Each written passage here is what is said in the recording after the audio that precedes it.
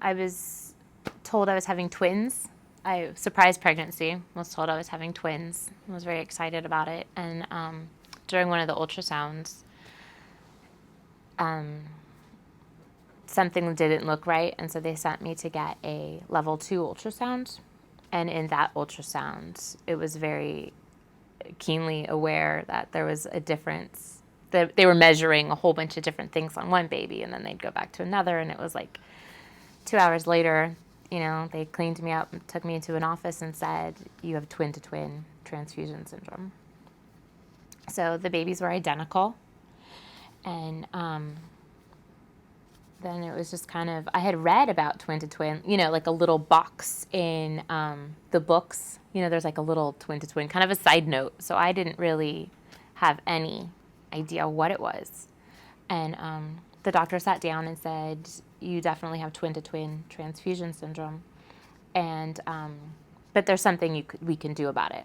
And then the next day, or that day, they called UCSF. And they then got everything rolling, and the next day I actually had the fetal ablation surgery to correct the twin-to-twin. The doctors here at UCSF are so knowledgeable. My husband and I would sit in this conference room, and they would talk to us, and you don't read anything about this in the book, the little blurb. You don't know why it's happening, but they do, and they sat there and they told us everything that we need to know about the donor baby and the recipient baby and what could happen and what might happen. And every step of the way we weren't left with what ifs. I mean, there are what ifs, there's always, it can go 2 different ways or 3 different ways, but we always knew the possibilities. We were never shocked by anything that happened. We were always just kind of told what we needed to know when we needed to know it. It was beyond incredible. Our donor baby did not survive, and we got about 5 hours with her, which was incredible. We got to be a mom and dad to her for, a few precious hours, and we got her little handprints, and we got her little feet prints, and we just got to hold her and love on her, and they continued to come and check on her to make sure that she wasn't in pain, and we were just left alone just to be loving on her.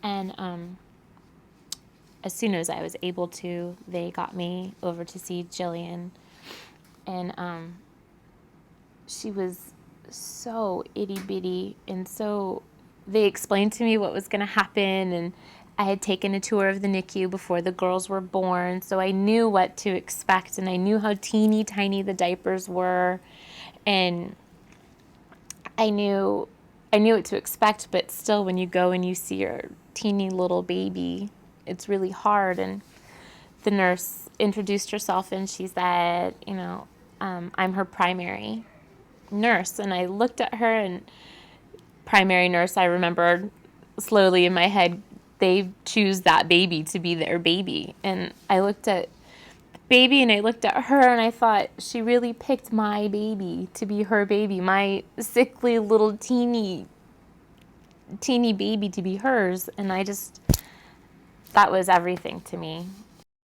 Here at UCSF, they're just a family now. I feel like they're so much a part of our story. Our little teeny girl has this big story, and all of the doctors here and all of the nurses are all part of her story, and they are our family. I see a miracle.